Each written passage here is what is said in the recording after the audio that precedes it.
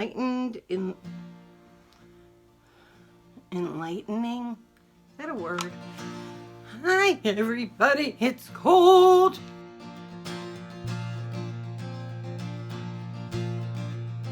Getting ready for work and I'm cold. Hi. It's been a better week. It really has. I feel like, we've kind of to come out of the darkness. And people are like, when are you going to do the pie? I am going to do the pie. I bought all my ingredients this week. I'm going to make an apple pie. And do you know I bought the ingredients for this? Do you know I bought the ingredients for this thing like a long time ago and never did it? And I probably should have.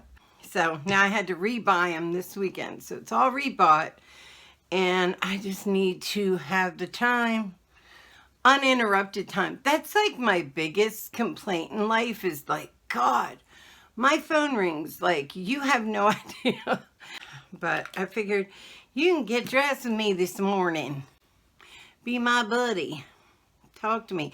They opened up a meditation class down this, like literally down the street from me.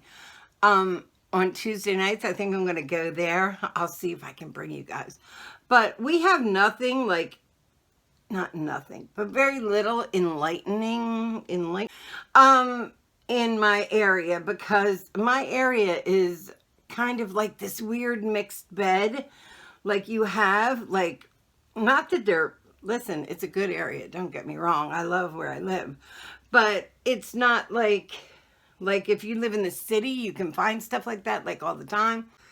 Let me address some of the questions and stuff you guys ask me online a lot. Okay, as for me doing like private readings, the problem with me doing private readings is that it takes a lot of time to get ready to do like a psychic fair. I don't know about other psychics, but I'm not like 321 psychic. Like I worked on the psychic lines for years. And yes, then I was 321 psychic.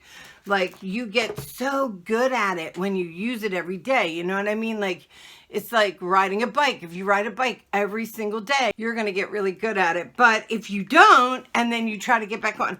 So I don't want it to be that way. So I tend to really kind of prepare when I do like a psychic weekend, right? And I'm going to read for all you guys. I don't just like wake up in the morning and say, yeah, let me read, because that would be kind of, I don't know, irresponsible, because I hadn't been reading in so long. So what I do is I get up and I get my shit together. I do a purifying cleanse and I get ready for it. There's a reverence, a real reverence when you're about to read somebody. You were talking about somebody's future, And so for me, and maybe I take it too far with this, I don't do readings because that is like its own thing. When I retire, I'm going to go back to private readings. That's what I plan to do. And I do still read for a few people now and then that have been with me forever. And it's very easy for me to click back into their energy because I've done it for so long. But the other side is that, I just want you to know that I'm not trying to be frivolous. I'm not trying not to read you guys. It's that readings are a whole other ballgame, And as much as I can do it, I don't have the time and the energy and the mental freedom. That's what it is. It's really that more than time or any of that.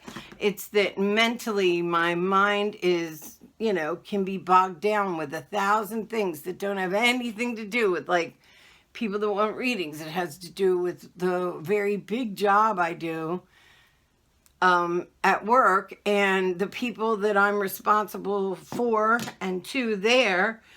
And so it's just like hard. It's hard to just say, oh, okay, well today, I'm going to ignore all that. I can do it sometimes. I can't do it often. So until I'm no longer working, which unfortunately this YouTube channel is not great enough. I mean, I love it. I love all you, but I mean, it's not big enough for me to just say, oh, I'm not going to, go to work today. No, just, no. But that being said, I'll do what I can for you guys. But every day I get private emails this and that saying like, please, I need your help. And I feel so kind of like guilty that I'm not like, sure, you know. But if I'm like really fair, like-minded. So if I do one, I feel like I have to do them all. And how do I pick? Is one worse than the other? And it's just too much. I love you, but I can't. I wish I could. One day, stick with me, guys, because one day I will retire in the not so distant future. And I promise you, I will take every single one of you and read you, because that's what I'm going to do for a living. So, see what I mean? So, I want to do, what's another thing you guys keep asking me online? Oh, about, like different spells and whatnot, and like when to do them, and are the materials like okay to use if they're different or cheap, like the dollar store one I did, the dollar store video I do, you know, that was just like, it isn't like I'm telling you go use these materials. Is there better material? Yes. Can you make those materials just as good? Yes. The whole thing about spell work, the biggest thing about spell work, is the fact that it's all about intention. And I hope I get that out to you guys somehow. Because the truth is, like, people like call me out, oh, well, Beleth is also this demon. Yes, I know, I'm well aware. But it's also that. It's also that. So it's also a blessings and big, and so it isn't so much the word Beleth that changes anything. It's how you're thinking about it. So if you believe it's a demon, definitely go use a different word. I don't want you conjuring up demons in your home. But the other side is, you know, I have always known it to be, you can say any word, really. I mean, certain words handed down, yes, they have a particular magic to them, but basically the magic's in you. Okay, so if your intention is to use it for this purpose, as long as you've made that clear, then it really doesn't matter, guys. Honestly, your intention, the manifestation of what you want, is powers that be are like looking at, are like listening to. So, the more you meditate on something, like the better the spell. I mean, that's just the truth of it. If you're meditating and really putting like 100% into the spell. But I'm also saying that intention is probably 80% of any spell you do. Is what's the intention? What's in your heart? What did you meditate about? What did you try to achieve? And then also, because I get this so much, like people want like to just blindly make somebody love you. It doesn't work that way. It doesn't. You can remind, like my Zagro spell, where you're laying a thought. Oh, I'm going to go over that too, because I've had so many questions. I must not have told people about that well, but when you lay a thought, that spell, I mean, it's only laying a thought. We have thousands of thoughts, right? So it's not a guarantee that somebody's about to call you. What I'm saying is, if you focus on somebody who might call you anyway, or might still have a little vestige. Let's say you just broke up with somebody, right?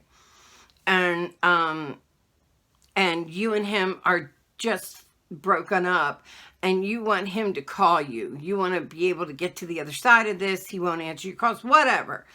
And then you start meditating on the phone ringing and him being on the other line and what you would say, and the clear path to where you want to be. And then you start using the mantra Zagro, and then you think the thought. Here's the trick about using Zagro and thinking a thought and laying it in somebody's mind. Do it when you think they're sleeping. It's probably when they're the most open to this. And it also has to be not a foreign thought. You can't think, oh, go kill your mother, and somebody's gonna like wake up and kill their mother. That if they weren't going to kill their mother in the first place, they're not going to do it. So it's like laying a thought in, making it feel like it's their own. That's what you're trying to do. So you have to think the thought like you're him. So you can't think, call me, because then you lay the thought, call me, in, and he wakes up thinking, call myself. You have to say it just like it's him saying it. So you would say, you know, I feel like I want to call PJ. I feel like I need to talk to her. I need to talk to PJ. And then you physically imagine and manifest yourself in front of him as he sleeps. And you just take it like a feather and like lay it into his mind. You just lay it down, each thought that you want him to think. Now, like I said, thoughts go through our mind all day long. It doesn't mean we act on all of them. Okay? But that being said, yeah, it works, you know. If he still has thoughts and there's still like something, unless there's a really strong like there's no way I'll ever call her again type thing, yeah, you know, you'll probably get a phone call. If you do it right, if you have the right manifestation, if you believe, if you manifest it, in other words, picture it, know it, believe it before it ever happens. That's what you have to do. That's manifestation. You just know it's there and it's true and it's happening. And so all that being said, that's how you lay a thought. So you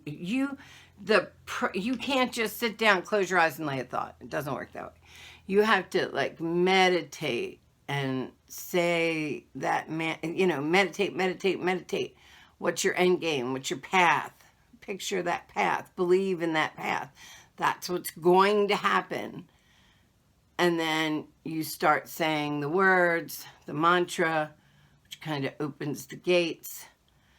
And then you have to get to him or her or whoever as they're lying there.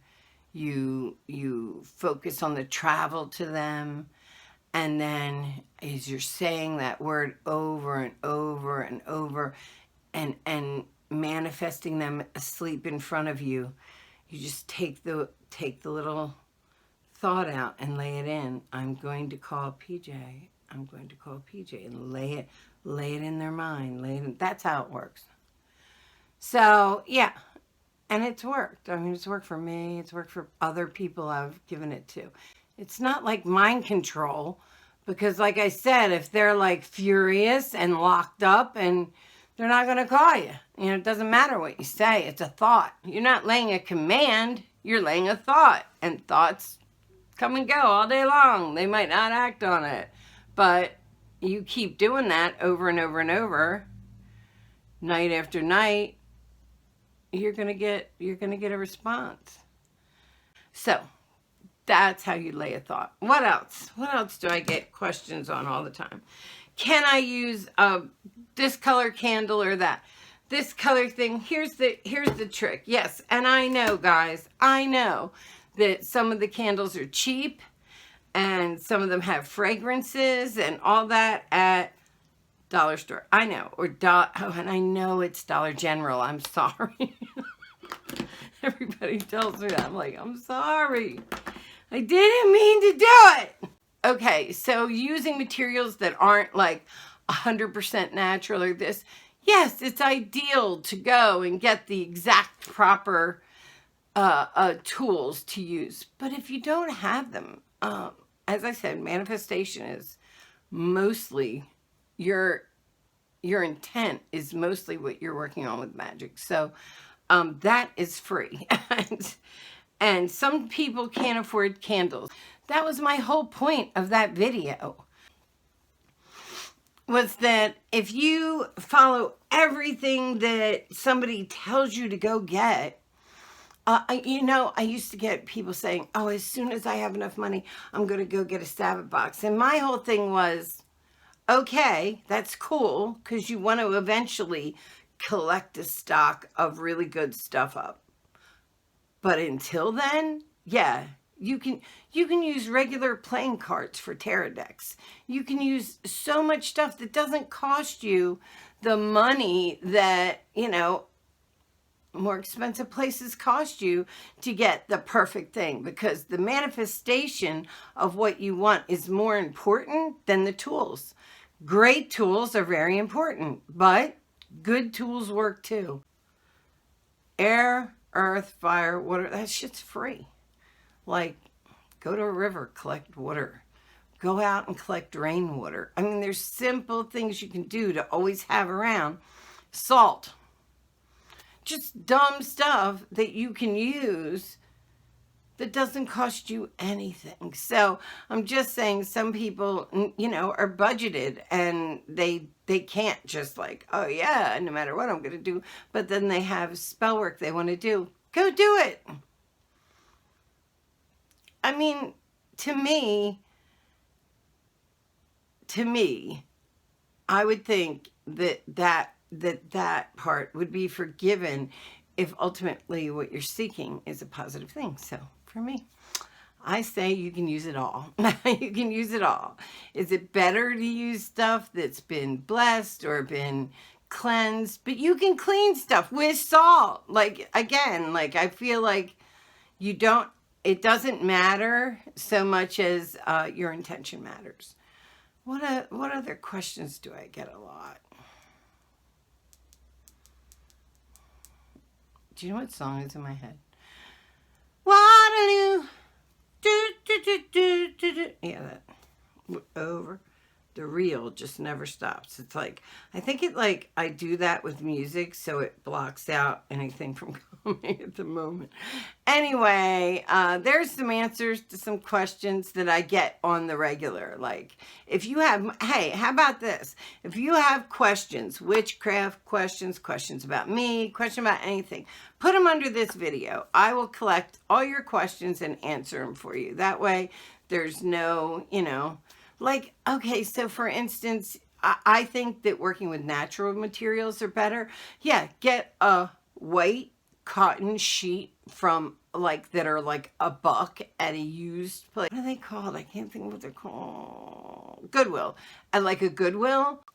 And strip that up. That is natural material you can use for bindings. You can wrap stuff in. You don't have to spend a ton, and that was the point of my Dollar General dollar store witchy hack. Anyway, that's what I got so far. I'm gonna go because I keep getting phone calls interrupting me, and it's work time. I'm gonna dry my hair, and I'm going to go, and I'm going to talk to you later. But I love you guys.